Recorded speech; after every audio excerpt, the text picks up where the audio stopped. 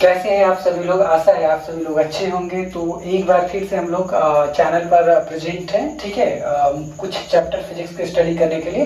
तो आज हम लोग जानेंगे मोशन का एक इम्पॉर्टेंट पार्ट जिसका नाम है graphical representation of the motion. तो आज हम इसमें टाइप्स ऑफ मोशन को डिस्कस करेंगे, सीखेंगे, उसको जानेंगे, ठीक है ना। तो हम स्टडी करते हैं ग्राफिकल रिप्रेजेंटेशन।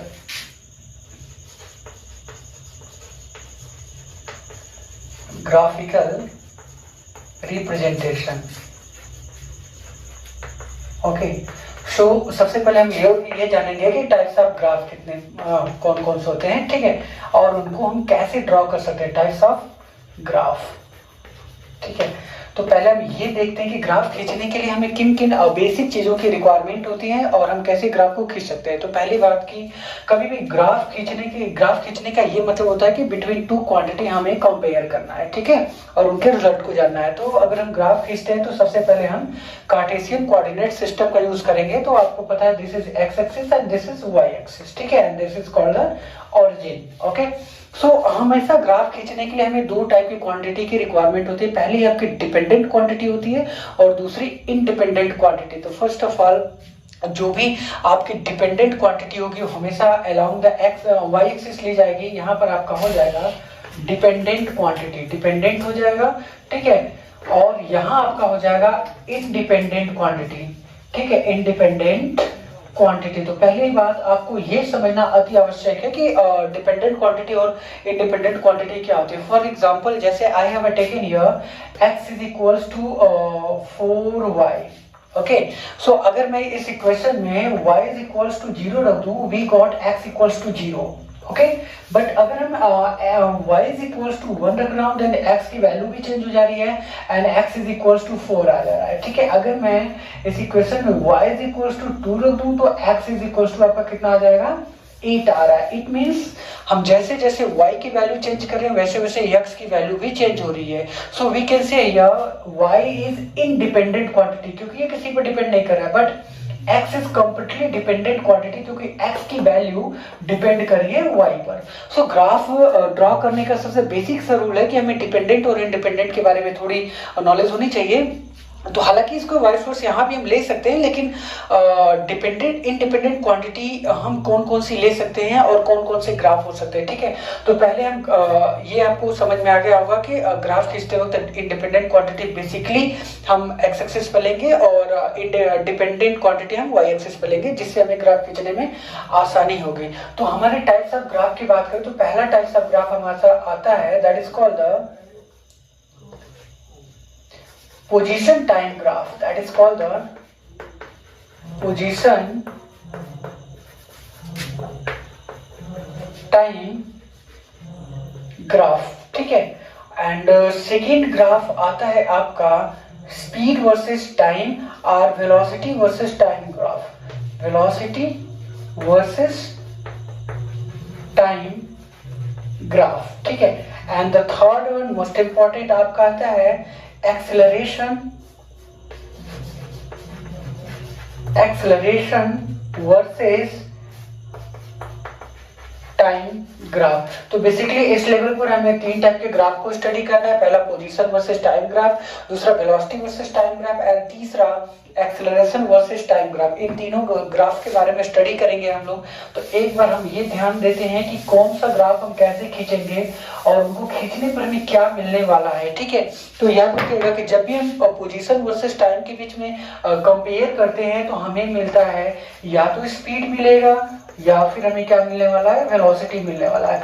अगर हम पोजीशन हमारी बॉडी स्ट्रेट लाइन चल रही है तो you know very well that कि in straight line case distance and displacement both are equal. So that position time graph हम जब खींच रहे होते हैं, अगर हम वहाँ डिस्टेंस पोजीशन हमारा डिस्टेंस के रूप में कंसीडर किया जा रहा है तो हमें स्पीड मिल जाएगा, बट अगर हम पोजीशन को एज अ डिस्प्लेसमेंट कंसीडर कर रहे हैं तो हमें वेलोसिटी मिल जाएगा। तो पोजीशन टाइम ग्राफ जब भी खींचते हैं तो हमें जो थर्ड लाइन रिप्रेजेंट करेगी वो या तो स्पीड होगी या तो वेलोसिटी होगी। और 1D मोशन स्टडी कर रहे हैं इसलिए हम इनमें से किसी एक को भी राइट कर सकते हैं, दोनों इक्वल होंगे, ठीक है। हालांकि ये आपका वेक्टर क्वांटिटी है और स्पीड आपकी स्केलर है। जब हम सेकेंड टाइप के ग्राफ की बात कर ले तो सेकेंड टाइप का ग्राफ होता है वेलोसिटी वर्सेस टाइम ग्राफ। तो वेलोसिटी वर्सेस टाइम ग्राफ के बीच जब हम कंपेयर करेंगे तो हमें यहां निकल कर आता है, ठीक है, आपका एक्सीलरेशन। क्या निकल जाएगा, एक्सेलरेशन हमें मिलने वाला है, ठीक है। तो वेलोसिटी वर्सेस टाइम ग्राफ का हम यूज तब करते हैं जब हमें, ठीक है, एक्सेलरेशन की वैल्यू को फाइंड आउट करना होता है, तो हम वेलोसिटी और टाइम का कंपेयर करते हैं। थर्ड ग्राफ होता है acceleration versus time graph. Basically third graph का यहाँ पर हम कंपेयर ही करने का यूज करते हैं, क्योंकि इसके आगे जो चीजें हमें जर्क या बाकी जो चीजें मिलने वाली है खींचने पर, उसको अपने इस लेवल पर स्टडी नहीं करना है। तो फिलहाल हम 3 टाइप के ग्राफ को बेसिक तौर पर स्टडी करेंगे, position versus time graph, velocity versus time graph and acceleration versus time graph कैसे खींचते हैं, आइए देखते हैं। एंड इसके बाद हम ये जानेंगे कि अगर हमारे पास कोई एक ग्राफ दिया हो, जैसे पोजीशन वर्सेस टाइम दिया हो या वेलोसिटी वर्सेस टाइम या कोई भी एक ग्राफ हो, उसके हेल्प से बाकी दोनों ग्राफ को हम कैसे फाइंड कर सकते हैं, ठीक है ना। तो चलिए देखते हैं। सबसे पहला ग्राफ हम स्टडी करेंगे जिसका नाम है position versus time graph. So you know very well that जब भी हम पोजीशन वर्सेस टाइम ग्राफ खींचेंगे तो हमें स्पीड और वेलोसिटी मिलेगा। तो अब सबसे पहले खींचते कैसे वो देख लेते हैं। पहले फर्स्ट ऑफ ऑल हम कार्टेशियन कोऑर्डिनेट सिस्टम लेंगे and this is x axis and this is Y axis. तो मैंने बोला था यहाँ अगर इंडिपेंडेंट ले तो हमारे लिए थोड़ा इजी हो जाता है ग्राफ को खींचना, ठीक है, क्योंकि हमने रेफरेंस बना लिया।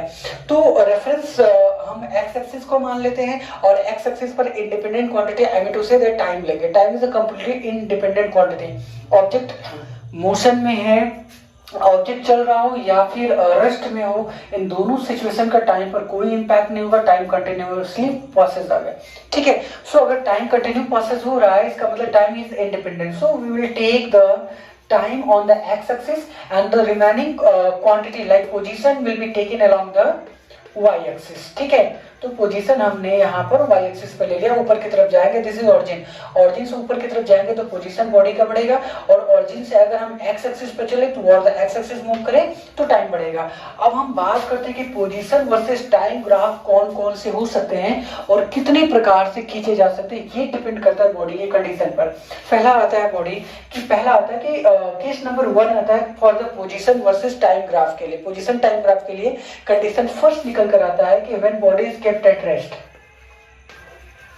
when body kept at rest, जब बॉडी रेस्ट में हो तो हमारा पोजीशन वर्सेस टाइम ग्राफ कैसा बनेगा, तो चलो देखते हैं। So this is x axis and this is Y axis and we will take here time and here the position and suppose that कि हमने पोजीशन को x से रिप्रेजेंट कर दिया, टाइम को t से रिप्रेजेंट कर दिया, तो that is called the xt graph. So यहाँ x हमने इसको कंसीडर कर लिया और ये हमारा टाइम t हो गया, ठीक है, ऐसे चल रहा है, ठीक है ना। तो चलो देखते हैं, अगर हमारी बॉडी रेस्ट में है इसका मतलब होगा कि बॉडी के पोजीशन में कोई चेंजेस नहीं हो रहा with respect to the time, but body का जो टाइम होगा वो रुकने वाला नहीं, वो कंटिन्यूअसली चलता रहेगा। So we can say that कि when body is kept at rest its position versus time graph will be parallel to the time axis, ठीक है ना। तो टाइम एक्सिस के पैरेलल हो जाएगा। Here you can write here x is equals to 0। तो आपको पता है जब पोजीशन ही 0 हो गया, बॉडी चल नहीं रही है, ठीक है, तो जाहिर सी बात है इसमें कोई भी स्पीड नहीं होगा, और जब स्पीड नहीं होगा तो इसका एक्सेलरेशन भी कितना हो जाएगा, 0। There is no change in speed. So this is first type of graph, ठीक है, of the position time graph का ये पहला कंडीशन जिसमें बॉडी रेस्ट में थी। अब हम सेकंड ग्राफ को स्टडी करेंगे एंड द सेकंड ग्राफ हमारा होगा कि when body is in motion. अब मोशन में भी कई कंडीशंस हो सकते हैं कि बॉडी एक इक्वल डिस्टेंस से चल रही है, कांस्टेंट स्पीड से चल रही है, या फिर बॉडी यूनिफॉर्मली एक्सेलरेटेड चल रही है, किस टाइप का है, तो उस पर हम लोग डिस्कस करेंगे, ठीक है ना। तो हम सेकंड केस देखते हैं, when body is in motion, ठीक है, जब बॉडी मोशन में है तो इसका पोजीशन टाइम ग्राफ कैसा दिखता है हम उसको ट्राई करेंगे। तो मैंने यहाँ पर आपको, ठीक है, y this is x axis and this is y axis, same process हम पहले करेंगे, इसमें कोई चेंजेस नहीं करेंगे कि हम x एक्सिस पर क्या ले लेंगे, independent quantity and that is the time, ठीक है ना। Here time will be increase and if we move vertically upward on the y axis then the position will be change of the body, ठीक है ना। तो body का position change होता चला जाएगा। तो क्वेश्चन आता है कि बॉडी मोशन में है, लेकिन अगर बॉडी मोशन में है और किस टाइप का मोशन है, आई मीन बॉडी अगर equal distances in each equal interval of time चल रही है, that is called uniform motion. ठीक है। अगर बॉडी मोशन कर रही है, कैसे कर रही है, यूनिफॉर्मली मूविंग कर रही है, ठीक है। अगर बॉडी यूनिफॉर्मली मोशन कर रही है तो यूनिफॉर्मली मोशन करती हुई बॉडी का पोजीशन एवरी टाइम सेम रूप से चेंजेस होगा and the graph will be completely straight line. Okay, so graph will be straight line, and here the straight line will represent the speed or the velocity. The speed or velocity को represent करेगा, ठीक है ना. जो third line होगा, ठीक है, वो स्पीड या वेलोसिटी को रिप्रेजेंट करेगा.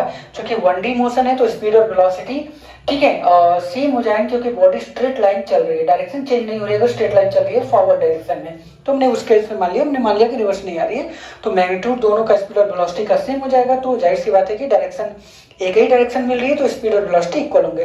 तो पोजीशन वर्सेस टाइम ग्राफ अगर बॉडी यूनिफॉर्मली मोशन कर रही है तो इस टाइप का हो जाएगा इसका पोजीशन टाइम ग्राफ, ठीक है ना, स्ट्रेट लाइन आ जाएगा, ठीक है. सो आई होप कि आपको ये दोनों ग्राफ समझ आया होगा. और याद रखिएगा कि जब हम स्पीड वर्सेस टाइम ग्राफ खींचेंगे तो इस ग्राफ को, यानी जो यूनिफॉर्मली पोजीशन टाइम ग्राफ के लिए खींचा हुआ है, इसको हम कंपेयर करेंगे, ठीक है. वहां पर देखेंगे किस टाइप का ग्राफ बन रहा है स्पीड वर्सेस टाइम, सेम चीज को. तो फिलहाल के लिए अगर आप इसका स्क्रीनशॉट लेना चाहते हैं या इसको रिवाइज करना चाहते हो तो कर सकते हैं, ठीक है. तो 1 मिनट का शॉर्ट 30 सेकंड का एक ब्रेक ले लेते हैं, देन आफ्टर हम अगेन स्टार्ट करते हैं.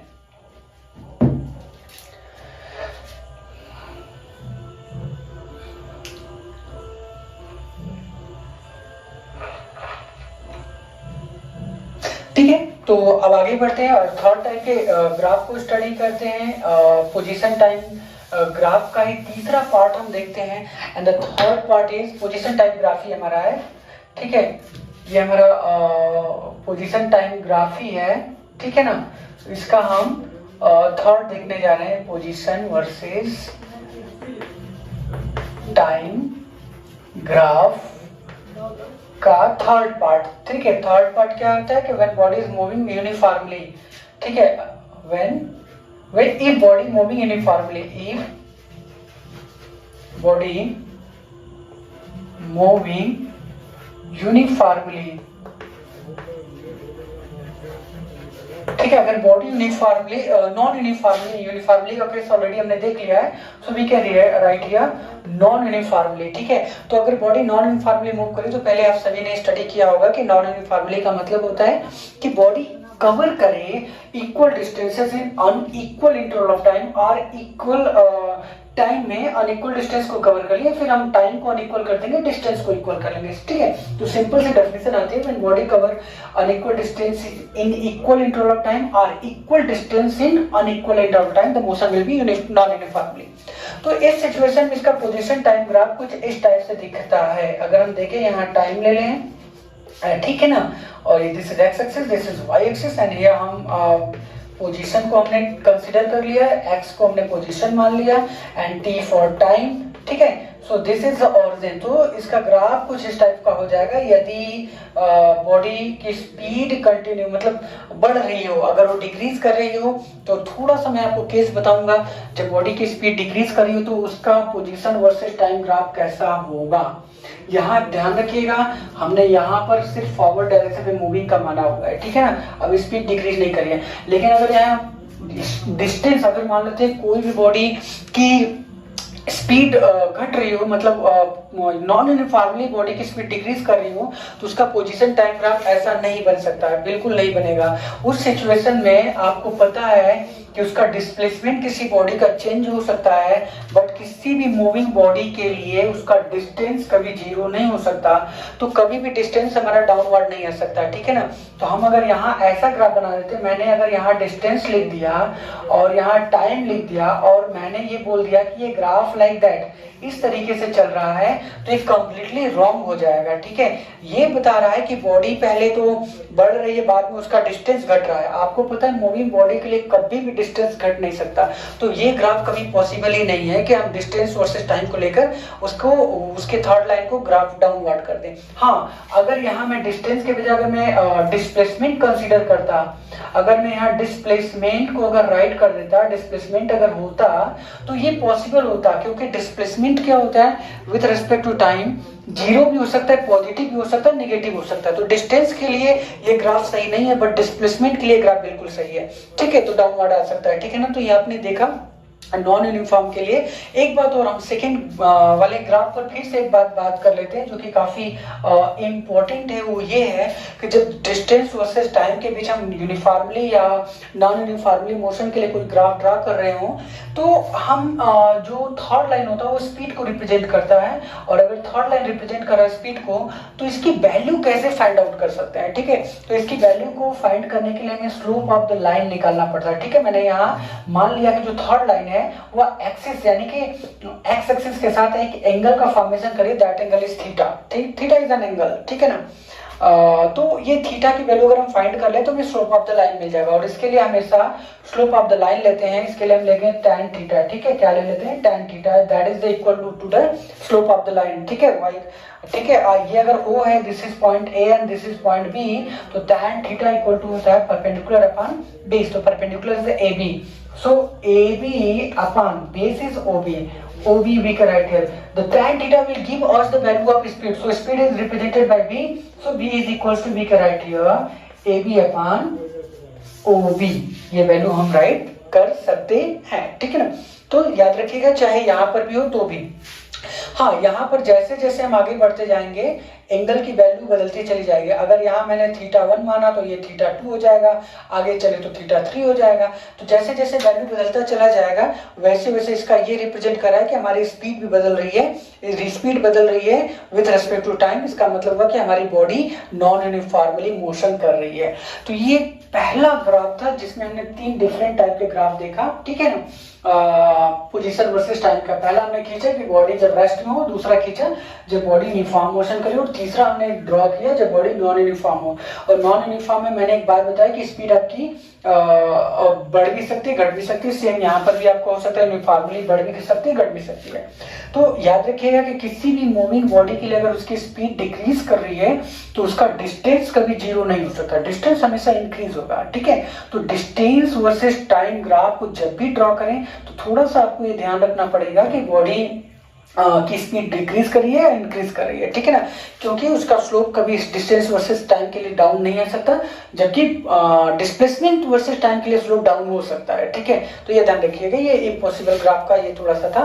तो चलिए अब आगे देखते हैं, सेकेंड टाइप ग्राफ को देखते हैं और उसको हम फर्स्ट एक कंपेयर करते हुए चलेंगे, ठीक है ना। तो अगर आप लिखना चाहें तो लिख सकते हैं,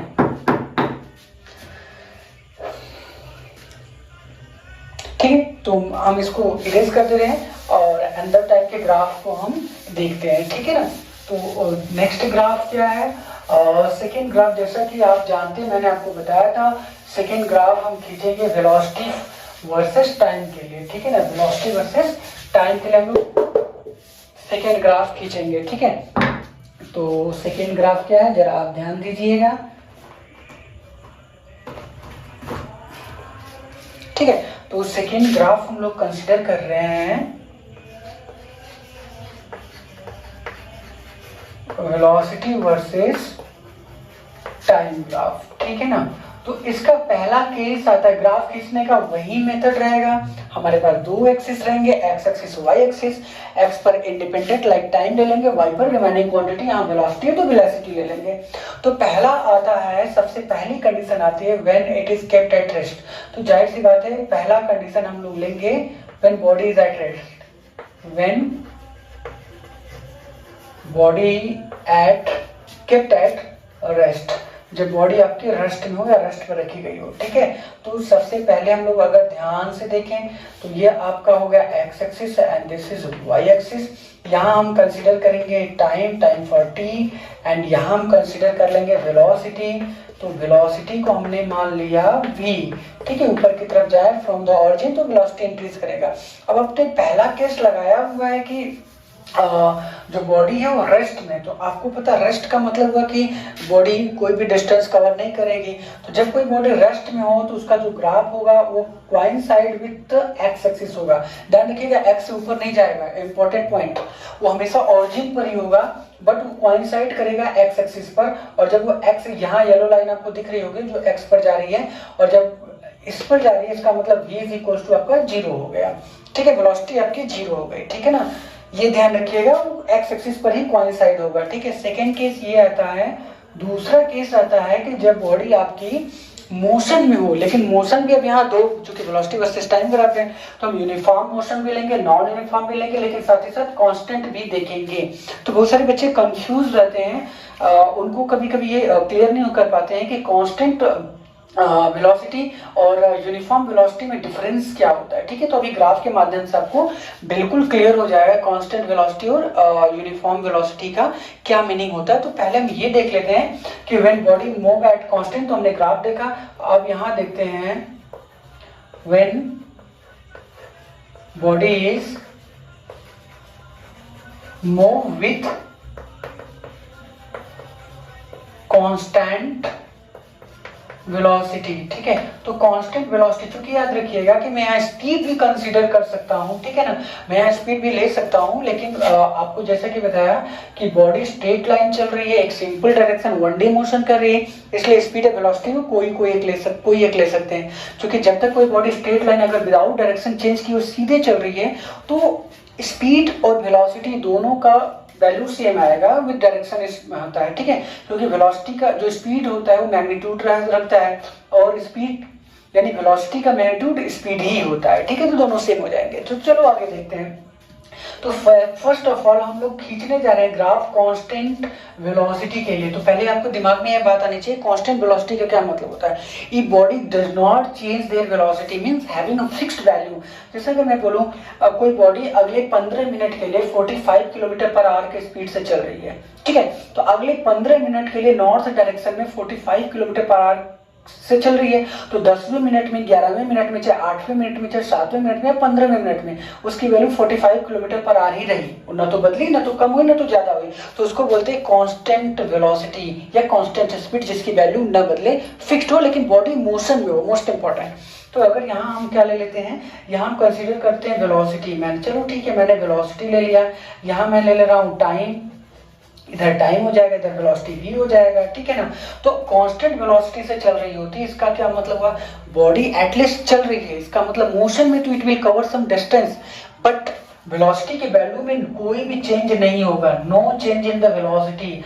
और जब किसी बॉडी की वेलोसिटी में चेंज नहीं हो, the graph will be parallel to the time axis, ठीक है ना, ये ध्यान रखिएगा। The graph will completely parallel to the time axis, ठीक है। तो parallel to the time axis होने का मतलब यहाँ एक चीज लिखना चाहें तो delta v is equals to 0 लिख सकते हैं, where delta v is change in velocity, और वो कितना है, कोई चेंज नहीं है, तो 0 हो जाएगा। अगर यहाँ बॉडी की वेलोसिटी 100 मीटर पर सेकेंड, तो यहाँ भी 100 हो जाएगा, यहाँ भी 100 होगा, यहाँ भी 100 होगा, every on this line everywhere 100 होगा, दिस इज कांस्टेंट वेलोसिटी, ठीक है। तो जब किसी बॉडी की वेलोसिटी कांस्टेंट हो जाती है तो उसका मतलब हुआ उसमें कोई चेंज नहीं होगा। और मैंने बताया था कि जब वेलोसिटी वर्सेस टाइम के बीच ग्राफ खींचते हैं तो third line always represent the acceleration, and the definition of the acceleration says that the change in velocity with respect to time. तो यहाँ वेलोसिटी में चेंज कितना है, 0। जब वेलोसिटी में चेंज 0 तो इसका मतलब होगा एक्सेलरेशन कितना हो जाएगा, 0 हो जाएगा। यही रीजन होता है कि जब कोई बॉडी कांस्टेंट वेलोसिटी से चल रही होती है तो उसका एक्सेलरेशन 0 हो जाता है, और एक्सेलरेशन 0 होने की वजह से बॉडी की स्पीड न तो बढ़ती है न तो घटती है, बिल्कुल सेम बनी रहती है। यानी अगर हम उसकी स्पीड को चेंज करना चाहते हैं तो हमें क्या करना पड़ेगा, बॉडी को एक्सेलरेशन देना पड़ेगा, ठीक है। तो अभी क्या है, उसका एक्सेलरेशन 0, उसका ग्राफ ये बन जाएगा। लेकिन एक बात याद रखिएगा, बॉडी तो एटलीस्ट मोशन में है ही, बॉडी चल रही है, और अगर बॉडी चल रही है तो जाहिर सी बात it will cover some distance. So the question is when we have a graph, when we draw the graph between velocity and time, so how much distance will covered by the body when velocity is constant। तो कितना distance cover करेगा, तो कुछ करना नहीं है, simple सा हम यहाँ से एक लाइन ड्रॉ कर देंगे, और ये जो एरिया बन रहा है, ये जो फिगर बन रहा है, इस फिगर का एरिया फाइंड आउट कर देंगे, ठीक है। तो यहाँ area of the figure gives us the total distance, so we can write here for this figure, ठीक है। अगर इसको O मान लें, this is A, this is B and this is C, तो सीधे लिखेंगे डिस्टेंस ट्रेवल्ड, क्योंकि ग्राफ को देखकर आप डिस्टेंस नहीं बता सकते, क्योंकि ग्राफ वेलोसिटी वर्सेस टाइम के बीच में है, और हमसे पूछ रहा है डिस्टेंस कितना चल रहा है ट्रेवल, क्योंकि बॉडी तो मोशन में है ना, ठीक है। भले उसका acceleration 0, but body is in motion with constant velocity, so how much distance will cover, so distance travelled हो जाएगा, डिस्टेंस ट्रेवल्ड आपका हो जाएगा is equals to the area of the figure, area of figure. तो अगर आपका जैसा figure बन रहा है, अगर रेक्टेंगुलर फिगर बन रहा है तो रेक्टेंगल का एरिया ले लेंगे, स्क्वायर बन रहा है then area of the square लेंगे, ट्रायंगल बन रहा है ट्रायंगल का एरिया, ट्रेपीजियम बन रहा है ट्रेपीजियम, रोम्बस या अगर आपका पैरेललोग्राम बन रहा है तो हम उसका एरिया कंसीडर कर, जो भी है उसका हम एरिया कंसीडर करेंगे और वो टोटल एरिया हमको क्या देगा, डिस्टेंस देगा। ठीक है, डिस्टेंस ट्रेवल डिस्टेंस देगा कौन से ग्राफ में, वेलोसिटी वर्सेस टाइम में, ठीक है ना, जबकि उसकी कांस्टेंट वेलोसिटी हो। तो ये आपने देखा कांस्टेंट वेलोसिटी जब होती है बॉडी की तो जो थर्ड लाइन होता है वो parallel to the time axis हो जाता है, ठीक है ना। और जब वो उसकी बॉडी की वेलोसिटी रेस्ट मतलब चल नहीं रही होती, बॉडी रेस्ट में होती है, तो जो थर्ड लाइन होता है coincide with the x axis हो जाता है, ऊपर नहीं होता, ऊपर होगा तो कांस्टेंट हो जाएगा, वो एकदम एक्स एक्सिस पर ही कोइंसाइड होगा जो बताएगा कि उसकी वेलोसिटी जीरो है। And the third important case हम डिस्कस करने जा रहे हैं, अगर फर्स्ट वाले को इरेज करते हैं तो हम थर्ड को डिस्कस करेंगे, ठीक है। आई होप कि आपको समझ में आया होगा, तो मैं इसको इरेज कर दे रहा हूं, ठीक है। तो चलो देखते हैं, द थर्ड इंपॉर्टेंट इज, यहां से आपको यूनिफॉर्म नॉन और कांस्टेंट में डिफरेंस क्रिएट हो जाएगा, ठीक है। The third one is when body is moving with uniform velocity, when body is moving with uniform, क्योंकि बहुत सारे बच्चों को एक ही चीज लगता है कि उनको ये समझ में आता है कि कांस्टेंट और यूनिफॉर्म दोनों सेम चीजें, दोनों में कोई अंतर ही नहीं है, ठीक है, उनको ये लगता है, लेकिन दोनों में एक बेसिक डिफरेंशिएट होता है जो स्कूल लेवल पर हम क्लियर नहीं कर पाते, ठीक है ना, विथ यूनिफॉर्म वेलोसिटी, ठीक है। तो जरा ये समझने का प्रयास करना कि यूनिफॉर्म वेलोसिटी क्या होता है। तो हम लोगों ने डेफिनेशन स्टडी किया, बुक में आपने पढ़ा होगा definition of uniform velocity, that when body covers equal distances in equal interval time the velocity will be completely uniform velocity, ठीक है। या फिर मोशन का भी यही सेम एग्जांपल होता है, ठीक है ना। तो हम लोग अगर यानी कि बॉडी हर, या फिर यूं कर सकते हैं कि अगर कोई बॉडी है अगर सिंपल मोशन कर रही है, अगर ठीक है, मतलब बॉडी की वैल्यू क्या हो कि वैल्यू उसकी वेलोसिटी सेम हो लेकिन उसकी स्पीड या मतलब वो वैल्यू बढ़ती रहे, ठीक है ना, वो एवरी टाइम उसका डिस्टेंस जो है वो बढ़ता रहे, ठीक है, लेकिन उसकी वैल्यू सेम निकल कर आए, ठीक है। तो जैसे अगर मैं कहूँ अगर कोई बॉडी है पहले 2 मीटर पर सेकंड की स्पीड चल रही थी, फिर 2 सेकंड में, देन आफ्टर 4 मीटर पर सेकंड की स्पीड चली, फिर 6 मीटर पर सेकंड की स्पीड चली, फिर 8 मीटर पर सेकंड की स्पीड चली, सेम टाइम इंटरवल में, ठीक है। तो वहाँ वेलोसिटी डिफरेंट है बट टाइम इंटरवल सेम है, so we can say your body is moving with uniform velocity, ठीक है ना। तो अगर बॉडी अगर यूनिफॉर्म वेलोसिटी से चल रही हो तो क्या होगा, अगर फॉर एग्जांपल जैसे मैंने यहाँ एक्स एक्सिस पर टाइम ले लिया, ठीक है ना, और यहाँ मैंने वेलोसिटी को कंसीडर कर लिया, अब यहाँ v वेलोसिटी हो गया ऊपर जाने पर, और मैंने वेलोसिटी लिखा यूनिफॉर्म वेलोसिटी, मतलब वेलोसिटी की वैल्यू क्या होगी, ठीक है, कंटिन्यूअसली बढ़ती रहेगी, इंक्रीजिंग रहेगी, लेकिन एक फिक्स्ड ऑर्डर में बढ़ती रहेगी, ठीक है। जैसे पहले आप में पहले 2 सेकंड में अगर 2 मीटर पर सेकंड थी तो नेक्स्ट 2 सेकंड में भी 2 मीटर होना ही चाहिए, यानी कि अगले 4 सेकंड में 4 मीटर पर सेकंड, फिर 6 सेकंड में 6 मीटर पर सेकंड, तो एवरी टाइम डिवाइड करेंगे तो आपका 2 मीटर पर सेकंड की स्पीड ही या फिर 1 मीटर पर सेकंड की स्पीड ही कंटिन्यू निकल कर चली आएगी। तो अगर जब कोई बॉडी यूनिफॉर्म मोशन से अगर यूनिफॉर्म वेलोसिटी कर रही हो, इसका मतलब होता है इसका ग्राफ कैसा आएगा, स्ट्रेट लाइन आएगा, ध्यान रखिएगा, ग्राफ स्ट्रेट लाइन आएगा जो बताएगा कि यहाँ पर वैल्यू, यहाँ पर वैल्यू, यहाँ पर वैल्यू, यहाँ पर वैल्यू, ठीक है। ये जो वेलोसिटी, ये जो वेलोसिटी, ये जो वेलोसिटी और ये जो वेलोसिटी, सब पर देखो वेलोसिटी की वैल्यू अलग अलग निकल कर आएगी, लेकिन जो टाइम इंटरवल होगा वो भी अलग अलग होगा, लेकिन इनको डिवाइड करें तो जो हमें थर्ड लाइन पर एक्सेलरेशन मिलेगा वो सेम मिलने वाला है, ठीक है। तो यहाँ हम कह सकते हैं कि जब किसी बॉडी की वेलोसिटी यूनिफॉर्म हो जा रही हो, कंटिन्यू एक निश्चित ऑर्डर से बढ़ती जा रही है, एक फिक्स रेशियो से बढ़ती जा रही हो, तो उस समय उसकी वेलोसिटी यूनिफॉर्म होती है। और हमने बताया कि वेलोसिटी वर्सेस टाइम के बीच में ग्राफ ड्रॉ करें तो हमें मिलने वाला है एक्सेलरेशन, क्या मिलने वाला है, acceleration. So third line will represent acceleration, तो ये वाला हो जाएगा आपका एक्सेलरेशन को रिप्रेजेंट करेगा। लेकिन सबसे इंपॉर्टेंट है बेटा, पहले ग्राफ में देखा कि जब वेलोसिटी कांस्टेंट थी तो एक्सेलरेशन कितना होगा, 0, क्योंकि वेलोसिटी कांस्टेंट होने से चेंज इन वेलोसिटी 0 हो गया, और एक्सेलरेशन की डेफिनेशन होती है change in velocity with respect to time, जब ये 0 हुआ तो एक्सेलरेशन भी 0 होगा। लेकिन यहाँ एक्सेलरेशन विल नॉट 0, क्यों, क्योंकि यहाँ वेलोसिटी यूनिफॉर्म है, और यूनिफॉर्म वेलोसिटी का मतलब हुआ कि बॉडी की वैल्यू वेलोसिटी बढ़ रही है, ठीक है, फिक्स रेशियो में। So we can say here कि अगर बॉडी ऐसे चल रही है तो यहाँ एक्सेलरेशन आपका कांस्टेंट हो जाएगा, यानी अगर यहाँ एक्सेलरेशन a मिल रहा है तो यहाँ भी a मिलेगा, यहाँ भी a मिलेगा, यहाँ भी a मिलेगा। व्हाई? क्योंकि इसको एक्सेलरेशन को निकालने के लिए हम slope of the line draw करेंगे। किसी भी पॉइंट पर slope of the line draw करें, जो कि स्ट्रेट है, तो जितना एंगल यहाँ बनेगा सेम एंगल यहाँ बनेगा, सेम एंगल यहाँ बनेगा।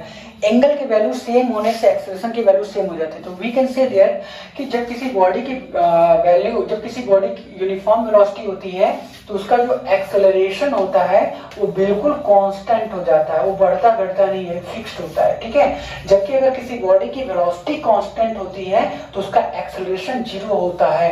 ये कई बार पूछा गया 10th लेवल कंपटीशन में, ठीक है ना, कि अगर कोई बॉडी कांस्टेंट वेलोसिटी से चले तो उसका एक्सेलरेशन कितना होगा, और अगर कोई बॉडी यूनिफॉर्म वेलोसिटी से चले तो उसका एक्सेलरेशन कितना होगा। कांस्टेंट हुआ तो एक्सेलरेशन 0 हो जाएगा, और अगर वेलोसिटी यूनिफॉर्म हुआ तो एक्सेलरेशन कांस्टेंट हो जाएगा, ठीक है ना, फिक्स्ड होगा। इस पूरे लाइन पर कहीं भी जाओगे एक्सेलरेशन की वैल्यू सेम मिलेगा। और एक्सेलरेशन निकालने के लिए हमेशा हमें क्या ड्रॉ करेंगे, स्लोप ऑफ द लाइन। तो स्लोप ऑफ द लाइन ले लेंगे, that is equal to the tan theta, ठीक है। tan थीटा की जो भी वैल्यू आएगी वो आपको एक्सेलरेशन को रिप्रेजेंट करेगा। और हमने बताया था अगर डिस्टेंस निकालना हो तो डिस्टेंस निकालने के लिए पूरे ग्राफ में हम क्या ड्रॉ कर देंगे, area of the figure. Area of the figure will give us the value of the distance travel. तो आई होप कि आपको ये बात समझ में आ गई होगी, ठीक है ना। तो 2 टाइप का ग्राफ आज हमने देखा, बाकी बचे हुए ग्राफ नेक्स्ट डे देखेंगे। Thank you.